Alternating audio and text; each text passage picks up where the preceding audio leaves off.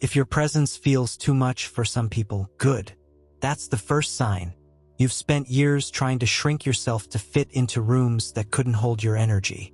But the truth is, your aura was never meant to be quiet. It was meant to shift atmospheres. And deep down, you know it. This isn't about crystals, incense, or rituals. It's about power. The kind that can't be faked. The kind that makes people stop and feel something when you walk in, without you saying a word. Most won't understand it. That's okay. The universe didn't design you to be understood by everyone. What no one told you is that a powerful aura doesn't always make life easier. It makes it louder. It exposes fake friends. It magnetizes strangers. It forces you to let go of roles that no longer fit. And it reveals a secret most people never learn. Your energy speaks before you do. If you've ever felt like you don't belong, maybe it's because you were never meant to blend in. You were meant to be felt. So now the question is, are you ready to finally see the signs that prove it? You know that feeling when you wake up tired, even after 8 hours of sleep? That's not your body being lazy. It's your soul waving a white flag. Physical fatigue can usually be solved with rest, but emotional fatigue? That's a whole other beast. It drains your energy in silence, like background noise you've gotten used to ignoring. You carry the weight of unspoken worries, regrets, and that pressure to always be okay.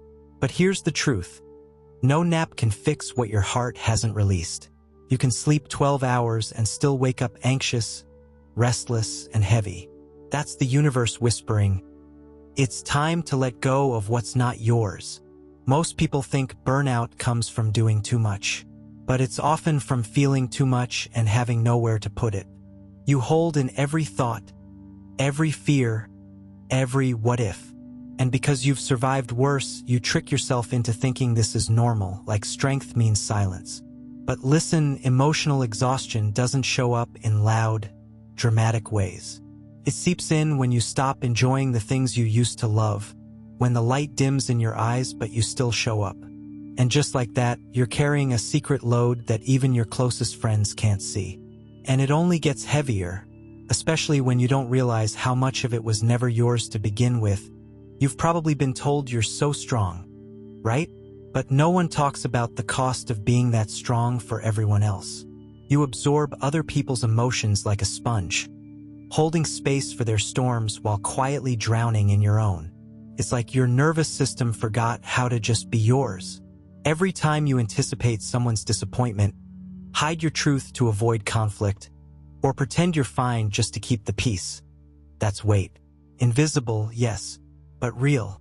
And your body keeps the score. That tight jaw, the aching shoulders, the constant alertness. They're all signs that you've carried more than your share. You weren't meant to be everybody's rescue boat. But somewhere along the way, you believed that your worth depended on how well you managed other people's chaos. The truth? That belief isn't noble, it's exhausting. You're not weak for putting it down. You're wise for even noticing it. And here's the kicker. Most of the pressure you feel never came from you. It was handed to you little by little until you forgot what it feels like to move through life with ease. But now that you're noticing the weight, maybe it's time to notice something else too. You adapt so well that no one even notices you're struggling. You show up, smile, deliver, repeat. Meanwhile, your mind is stuck in survival mode, always scanning, always bracing for something to go wrong. It's not that you want to live like this, it's just become your normal. And that's the dangerous part. The universe didn't design you to run on high alert 24/7. But when chaos becomes familiar, peace can feel uncomfortable, almost like something's missing. You stop trusting stillness. You confuse rest with laziness. And over time, that becomes your reality. You start to think, this is just how life is. This is just who I am now. But that's not the truth. That's the result of chronic overload. When you're always in motion, always fixing, always ready, you forget what it feels like to just exist without earning your right to breathe. But here's something you might not have considered. What if your constant effort isn't strength, but a symptom? What if the secret to healing isn't doing more, but finally doing less. And if that feels impossible, maybe it's because you've misunderstood what strength really means. You've been praised for pushing through pain like it's some kind of badge of honor. But let's be real, how much of that strength came from fear of breaking down in front of others?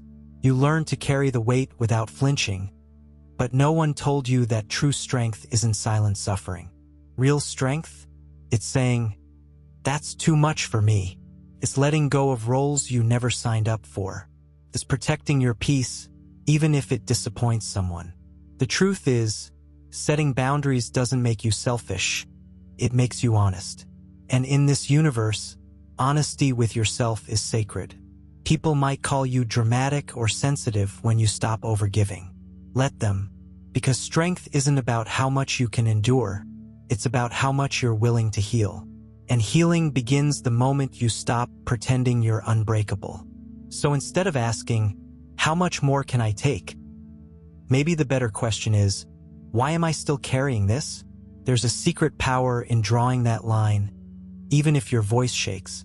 And when you finally draw it, your body will thank you in ways words can't explain.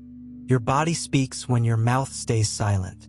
That brain fog you can't shake, the random chest tightness, the constant tension in your jaw or shoulders. That's not just stress. It's emotional residue from everything you never got to release. And the longer you hold it, the louder it gets. You start forgetting things, zoning out in conversations, feeling detached from moments you should be enjoying. That's your nervous system waving the red flag. It's been stuck in survival mode so long it forgot how to relax. You're not broken. You're just carrying too much for too long. This isn't just in your head. It's in your body, your breath, your sleep. And yet you keep saying, "I'm fine." But fine is a mask you wear when you don't feel safe enough to say, "I'm overwhelmed." And here's the truth. The universe can't support you if you won't admit what you need.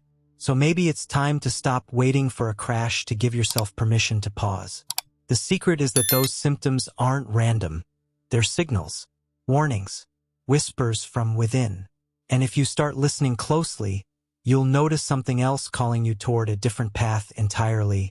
Letting go doesn't have to look like burning bridges or walking away dramatically. Sometimes it's as simple as pausing before you say yes. It's deciding not to answer that text right away.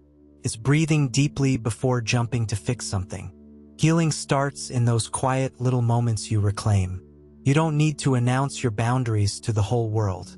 The secret is the most powerful shifts happen when no one's watching. When you choose yourself without needing applause. That's where the truth begins to set in. You're allowed to stop being the version of you who never rests. Try this. Say no once this week, even if it makes you nervous.